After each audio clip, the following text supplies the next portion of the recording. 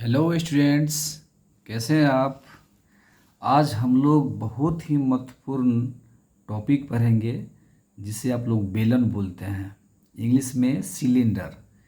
लेकिन यह जो बेलन है होता दो प्रकार का है, एक लंबवृत्तीय, एक लंबवृत्तीय खोखला। इसी को हम लोग फार्मूला के रूप में पढ़ेंगे कैसे होता है, आइए देखते हैं। यह जो आकृति है यही आकृति बेलन कहलाता है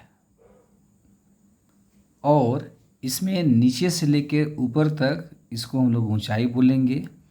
और यहाँ जो मध्य है यहाँ से इस पार्ट की दूरी त्रिज्या कहते हैं।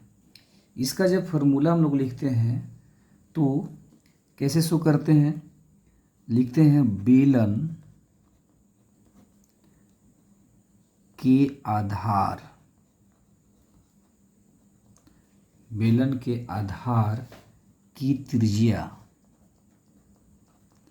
त्रिज्या को इंग्लिश में रेडियस बोलते हैं, इसको हम लोग आर से डिनोट करेंगे। बेलन की ऊंचाई, बेलन की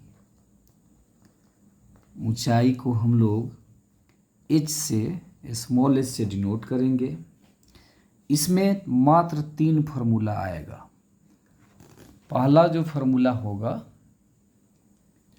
वह होगा लंबवृत्तीय बेलन के, लंबवृत्तीय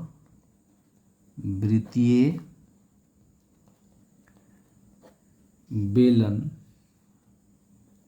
के वक्र पृष्ठीय, चाहे वक्र पृष्ठ का भी लिख सकते हैं, पृष्ठीय क्षेत्रफल,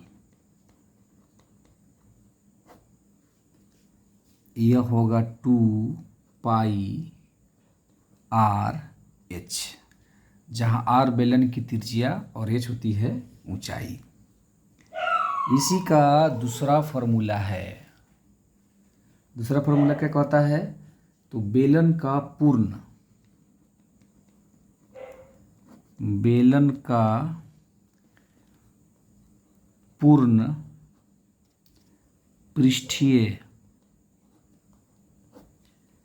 बेलन का पूर्ण पृष्ठीय क्षेत्रफल, पूर्ण को भी संपूर्ण कह सकते हैं किसी किताब में, या कोई अगर आपको पढ़ाता है संपूर्ण पृष्ठीय, दोनों बात एक ही है। अच्छा है कुल पृष्ठीय क्षेत्रफल, तो ये तीनों एक ही बात है। पूर्ण पृष्ठीय, संपूर्ण पृष्ठीय या कुल पृष्ठीय एक ही शब्द है। यह क्या होगा, यह आएगा 2 pi R into R plus H. तीसरा है, तीसरा क्या है, तो बेलन का आयतन,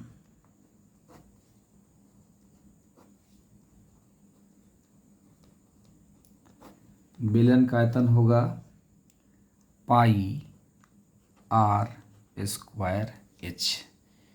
यही फार्मूला हुआ, यही 3 फार्मूला से 9th क्लास और 10th क्लास के जितने भी मैथ्स हैं उसको पढ़ा जा सकता है।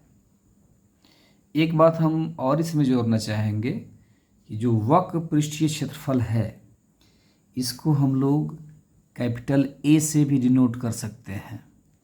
इसको कैपिटल ए से, संपूर्ण पृष्ठीय क्षेत्रफल जो है इसको हम लोग स्मॉल एस से डिनोट कर सकते हैं। और जो बेलन का आयतन है, आयतन को हम लोग भी से डिनोट कर सकते हैं।